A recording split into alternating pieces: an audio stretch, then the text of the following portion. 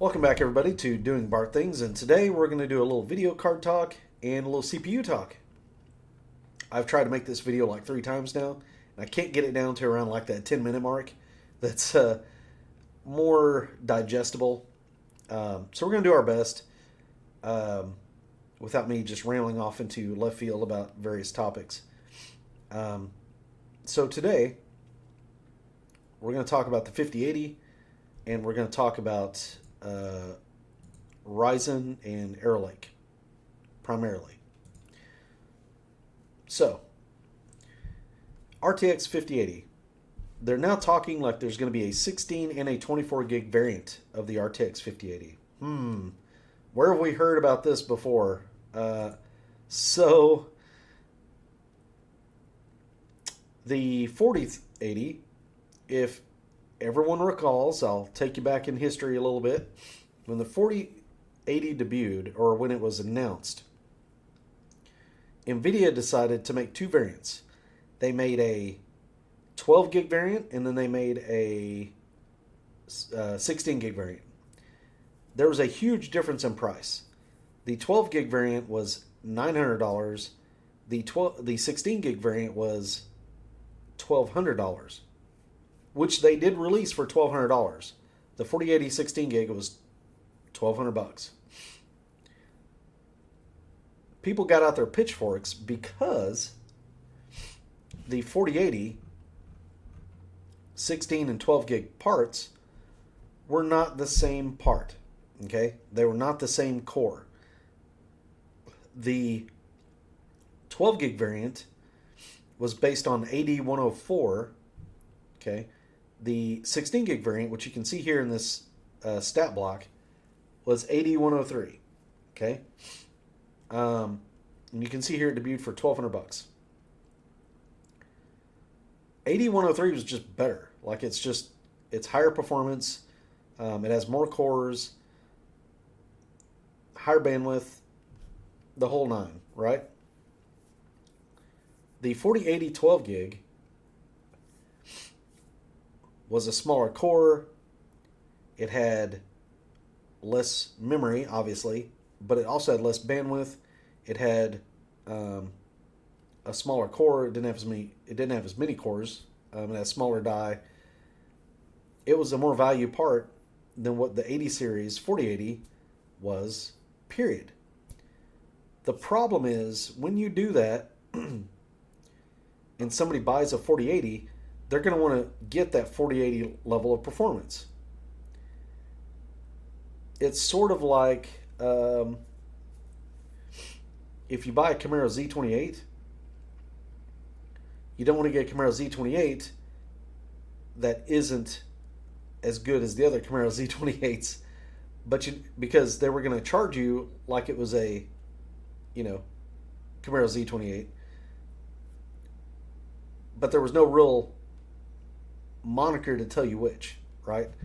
It caused everybody to sort of grab their pitchforks and like, you've named these 2 things the same, but they are objectively not the same. Nvidia listened, okay, and their answer was to rename it the 4070 Ti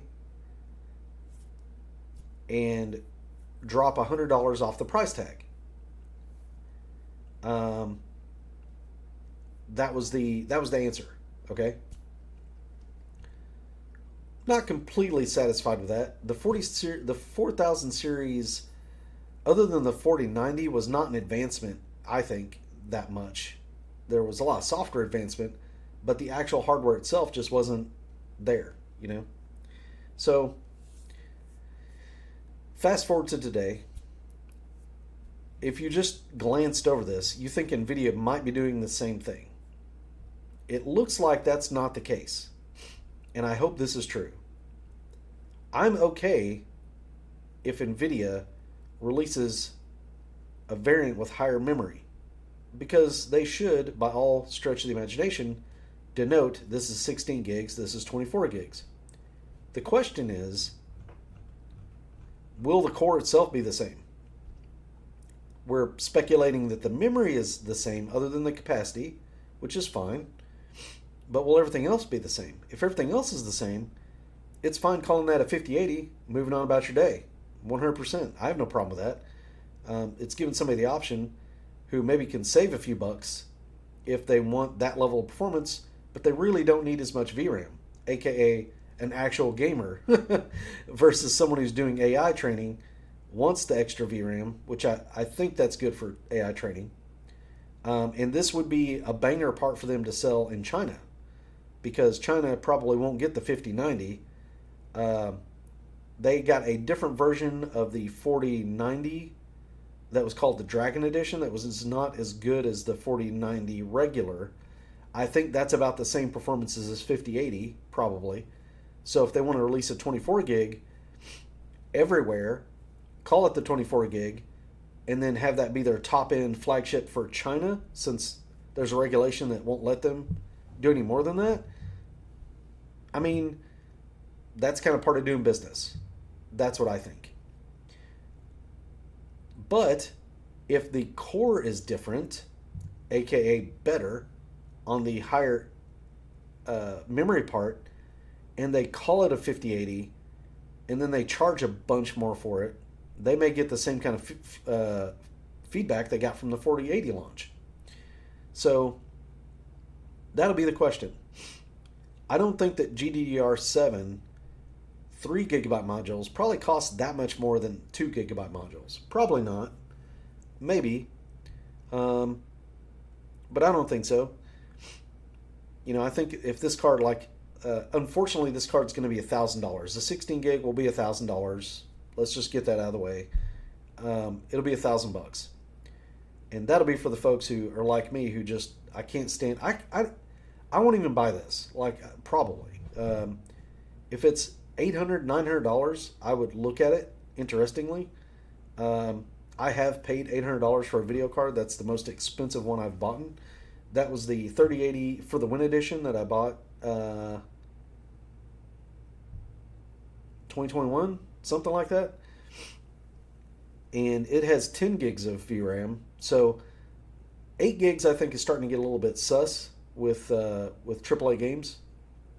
So I personally would be interested in an upgrade, but not so much in $1,000 upgrade. I kind of really want maybe a mid-range to an upper mid-range card to drop in price, to drop prices down. So I'm looking very closely at the Radeon 8000 series, maybe. The rumor mill and stuff about that seems to be decent. And that could be where I get in that 4080 level of performance, which a 4080 would be an upgrade, maybe. I don't know. 7900 XTX would be an upgrade, maybe. But I'm not really a big fan of either one of those cards. So I'm waiting for the next gen to save up and maybe do an upgrade. I will not be buying a 5090. I just got something else better to spend my $1,700 to $2,000 on. So not going to be doing that, I don't think. Anyway, so that was kind of the deal with that. You know, something to keep your eyes on. If you're really saving up and planning to get a 5080, be aware that there could be two different versions, and let's keep an eye on how they break that down, right? What the prices are and what the difference is, so that way you can make an informed decision and get the card that will meet your needs the best. That's what this is all about. So, but maybe it won't be quite the pitchfork scenario it was the 4080. Hopefully NVIDIA learned something. Hopefully. All right, moving on. CPUs. Interesting situation with CPUs.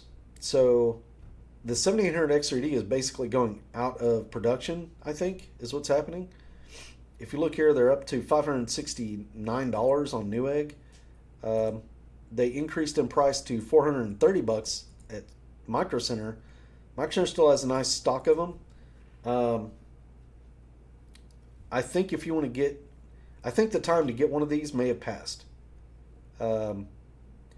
This is getting back up close towards where the MSRP was, so I think it's over. The 9800 X3D is probably really close to being here, and the reason why is because Arrow Lake is right around the corner. Intel's going to announce it. The motherboards are being announced. I think we're right there. Probably around the middle of this month, the 15th, I think, something like that is what I've heard. Maybe sooner. We're going to get a Arrow Lake announcement, and I'm hoping benchmarks. I want to see what that thing can do that are official, that we can look at. Intel's going to be very aggressive with Arrow Lake. The company's future may rest on how Arrow Lake does. If Arrow Lake tanks, Intel's going to take the best offer they can get and be bought. That is what I think is going to happen. There's a chance, this is total speculation, guys. Total speculation. There are various suitors looking to buy Intel. Intel hasn't announced a sale yet. Intel will not sell, I don't think, if Arrow Lake comes out and it just does well. Like if it really kills it, they'll be like, oh wait, hold on, maybe we got something here. And then they will try to build their business back up. Because even if they do sell at that point, they're going to want to sell for the most amount of profit, right? But I think there's a chance they don't sell. Maybe they section off their fab business, run that separately. Who knows, right? If it flops, if it does not do well, I think somebody's going to buy Intel. I think Qualcomm is going to come in. Somebody's going to come in and buy Intel, is what I think. So it's going to be an interesting situation. AMD, on the other hand, has to be aware of this. If Intel is going to get very aggressive, they have to be ready to also get aggressive. They need that 9800 X3D out because I think it's the one that has the shot to really compete well against Arrow Lake. I don't think the 9700X actually is not a bad CPU. Then the 9900X, the 9950X aren't bad CPUs. They're good CPUs. The problem was the launch.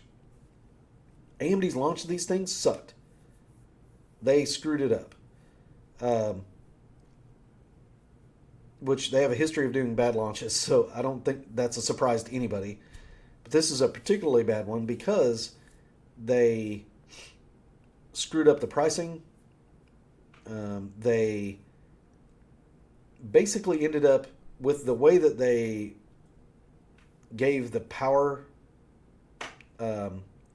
ranking or the power settings to the 9700X, the 9600X, it caused them to not compete very favorably against the 7000 parts. So they ended up competing against themselves.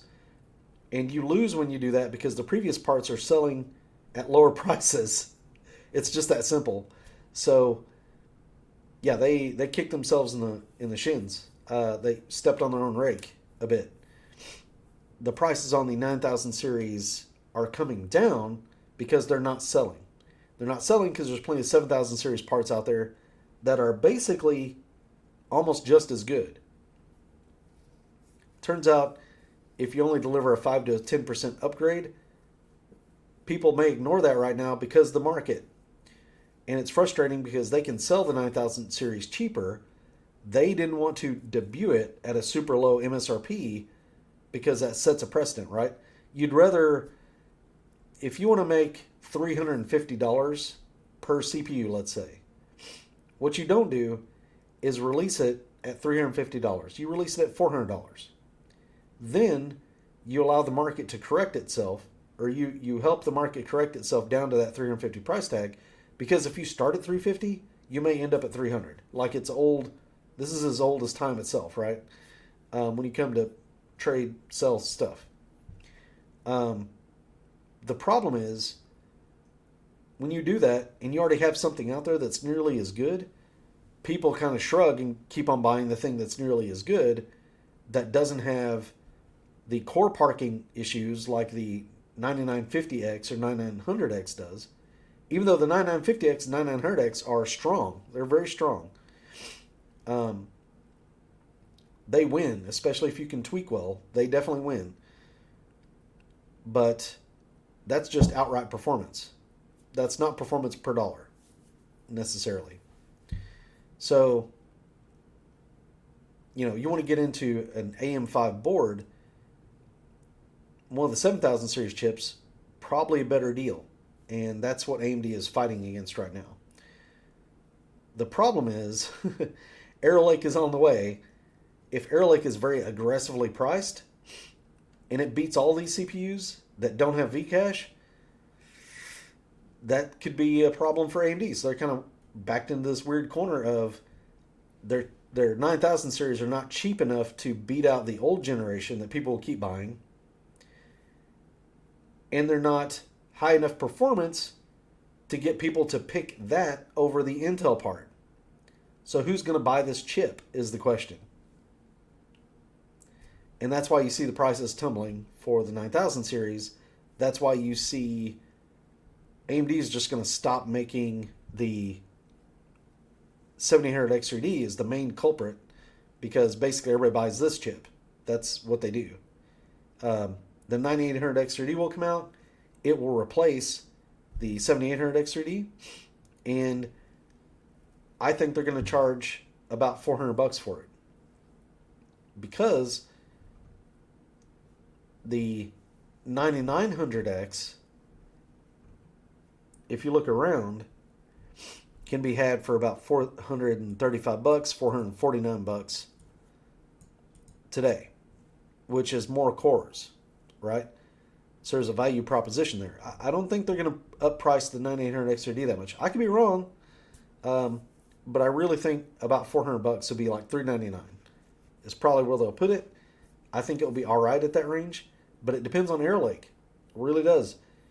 If there's an Arrow Lake CPU that is not a Vcache CPU that competes very favorably against the 9800X at a lower price, then Intel's going to get the nod from a lot of people, and that'll be a situation for AMD, right? Because again, these 9000 series chips are not selling super well, but I think AMD eventually could win this. I think the 9000 series is cheaper for them to produce than the 7000 series a little bit. So I think all they do is they just stop making 7000 series. They make the 9000 series. They let the 9000 series fall into the same price categories as the 7000 series was, maybe even a little cheaper. And Intel will be in trouble because their chip is more expensive to produce in Arrow Lake. So Arrow Lake really needs to be super high performance. It needs to really rocket from a performance perspective if it's going to compete well, because I don't know that they can. I don't know if we get into a price war if Intel can beat them. Honestly, I don't know if they've got the juice to do that. Maybe they do, but that could also be why they're getting ready to sell the company. That could be the writing on the wall, maybe. So what's the summary of all this? Two things. Watch out if you're planning on buying a 5080 that you make sure and get the version and the kind one that you want, whether it's 16 or 24 gigs. Pay attention because and I'll try to do a video obviously once we get some sort of actual release, maybe even more rumor mill stuff. But the CPU market is about to get incredibly interesting. This is the biggest Intel. This may be the biggest Intel release ever. This may be the most impactful ever, because this is either the reemergence or this could be the death knell, where Intel has to sell to somebody else. This could also be a turning point for AMD, because AMD maybe is starting to think they can milk the market a little bit more than they have been in the past. And so if Intel doesn't deliver, that will prove them right. And we could see a stagnation and reduction of prices, of core count. No telling, right? Maybe they won't. Maybe they'll be aggressive still, but I mean, hard to say. But because AMD is they are just rocking and rolling. If they can get laptop market share, then Intel's in really big trouble. Really big trouble. But if Arrow Lake comes out and does well, then maybe not. I'll be watching Arrow Lake very closely because it's It's slated to be good. It's kind of like some people are saying, oh, we're about to remember that Intel is Intel um, on the good side, you know? But I don't know. Like AMD is just, AMD's got a lot of levers to pull. They've got price that they can pull.